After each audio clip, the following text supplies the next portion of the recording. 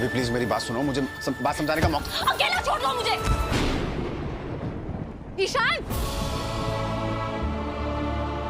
सभी बिहेव, क्या कर रही हो ये? मैं क्या कर रही हूँ? इनसे पूछो इन्होंने क्या किया है। मेरे पूरे परिवार को मरवा दिया इन्होंने। आपको पता भी है एक पल में एक साथ अपने पूरे परिवार को खो देने का क्या मतलब होता है? मैंने अपनी आजी, आजोबा, बड़ी आजी, वीनू दादा, इनको जलते हुए देखा है। उनकी डेड बॉडीज देखी, उन्हें पहचान नहीं पा रही थी मैं। मरने से पहले न जाने कितनी तकलीफें सही होगी। उस दर्द, उस तकलीफ, उस मौत की जिम्मेदार ये है। और अगर आपने वो दर्द महसूस नहीं किया ना, तो बीच में बोलने का कोई हक नहीं आपको।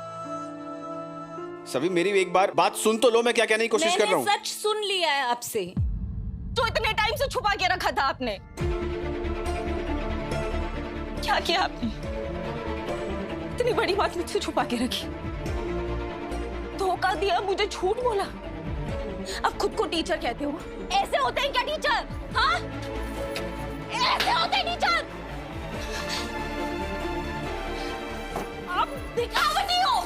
सभी क्या कर रही हो? घिनौने इंसान हो, घटिया इंसान हो। सभी ये सब क्या कर रही हो तुम?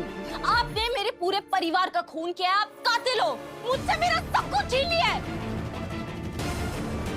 सभी मैं तुम्हें सब कुछ समझा सकता हूँ। सभी मुझे, सभी प्लीज, सभी मेरी बात सुनो, मुझे समझाने का मौका दो। मुझे नहीं पता था कि समृद्ध वहां पे वो। नहीं पता था आपको? हाँ, नहीं पता था। समृद्ध ने मुझे अकेले आने को कहा था। आपको किसने बोला आने के लिए? क्या फर्क पड़ता? क्या लगती थी मैं आपकी? हाँ, शादी होती तो मैं कुछ ना कुछ कर लेती, निभा लेती, तोड़ लेती, लेकिन मेरी फैमिली तो जिंदा बचती ना।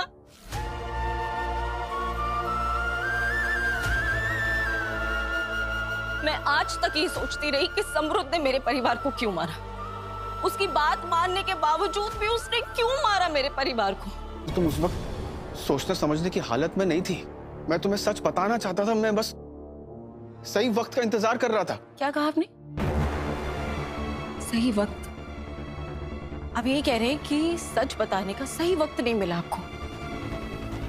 आपने मुझसे शादी की, हम एक घर में रह रहे हैं, और आप कह रहे हैं कि आपको सच बोलने का सही वक्त नहीं मिला?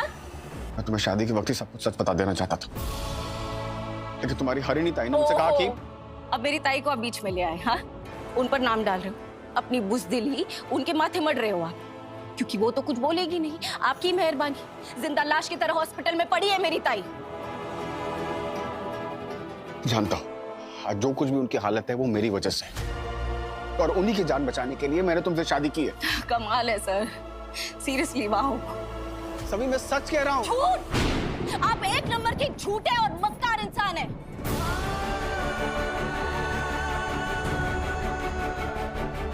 अंदर से ना आप शैतान है, लेकिन बाहर एकदम संत बन के घूमना चाहते हैं सबके सामने। मिस्टर ईशान भोसले, आपने मेरी ताई की जान बचाने के लिए मुझसे शादी नहीं की। आपकी आत्मा पर, आपकी जमीन पर खून के धब्बे लगे हुए थे, उसे साफ करने की कोशिश कर रहे थे आप।